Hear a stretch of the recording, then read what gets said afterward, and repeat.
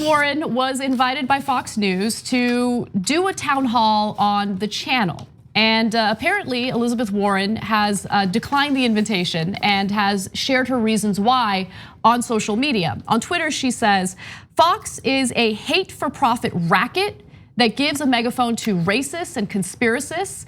It's designed to turn us against each other, risking life and death consequences to provide cover for the corruption that's rotting our government and hollowing out our middle class. She continues to write, hate for profit works only if there's profit. So Fox News balances a mix of bigotry, racism, and outright lies with enough legit journalism to make the claim to advertisers that it's a reputable news outlet. It's about dragging in ad money, big ad money. So she's arguing that doing town halls or agreeing to do town halls just legitimizes Fox News and helps them profit, helps them, sell ad space to advertisers. And she says she does not want to engage in that. And that's it's a fascinating argument that I hadn't really thought of, because when this whole debate was happening with the DNC and their decision to not allow Fox to hold or carry any of their debates, I thought, well, it makes sense because I'm worried about them doing propaganda or twisting things or asking questions in a way to defame some of these candidates. That's where my head was at. I didn't think about the profit, and I think that's a really interesting point to bring up. That's why they're so frustrated. Go ahead. No. That's why the news sources and cable channels want to do these type of things. They want the presidential race is the Super Bowl, and Super Bowl wants to have $5 million ads for a second of ad space. That's the way it works. So these are just TV stations. They're like, man, well, there's 25 Democrats running. I want all of them on Fox News so we can make some money. That's what those guys' jobs are. People that work in ad space and selling stuff, it doesn't matter what the pundits say during the 7 to 8 o'clock hour. It matters that they've got ads coming in. So they don't care. As long as people are watching, they're gonna be selling and making money. So it just doesn't make any difference. And I like that, again, she brought that up. Again, Elizabeth Warren's pointing out the things that everyone should know. And it's the second level thing that we're thinking about, but we're not getting there. Yeah. This is her taking a stand and backing marginalized communities, because what she's saying, it has nothing to do with the people watching. This is about her deciding not to help legitimize what she believes to be racist, bigoted state TV. That's it. Yeah. And Media Matters has a great PowerPoint presentation showing, because Fox loves to boast, and their 3 news anchors like to, talk about this separation between their news side and their opinion side. But Media Matters has this huge piece out right now about how often their news side pushes misinformation and lies. And we have countless examples of the racist things said on this network. And the people who watch it, of course, there was, people criticizing this, saying, you have to be the president of all people. But a lot of her policies positively affect all of those people, unlike the president's current policies. So that's how you be the president of all people. It's not going on a TV network just to speak to those people. Those people, they can consume you other than just one television network. And I think that it is time for someone to be willing to just go all the way and stand up for marginalized communities and say, hey, this is not okay, I'm not gonna support it. So you make a great argument, and I'm really curious what your reaction is to some of the ladies on The View, actually all of the ladies on The View, because they all seem to be very critical of this decision by Senator Warren. So let's take a look at this first video, and I wanna hear your thoughts. I think that it's being very dismissive of so many Americans for her not to go on Fox News. Fox News was the top basic cable network in April. It finished in 2018 as the most watched basic cable network for the 3rd consecutive year among both primetime and total day viewers. I think there are a lot of real journalists there, like Chris Wallace, like Shep Smith. And I think if you want to be the president of the United States for everyone, then you need to speak to everyone. I kind of agree with you, and I don't like what I agree with you, because I noticed that Trump never goes on MSNBC or CNN. All he does is give like these spontaneous interviews on his lawn with a helicopter waiting in the back. I thought she was being sarcastic. Joy was.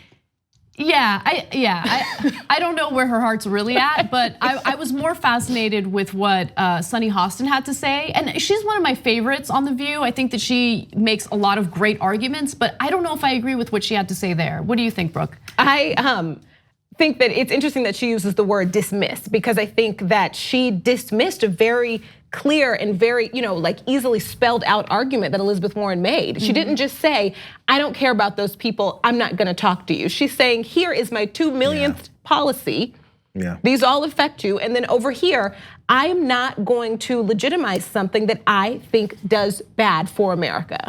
That's it. She's not saying that those people who watch it don't matter and that she's not gonna be there. She's just, and listen, the people who watch Fox News, the people who agree with Fox and watch Fox, their president is in power.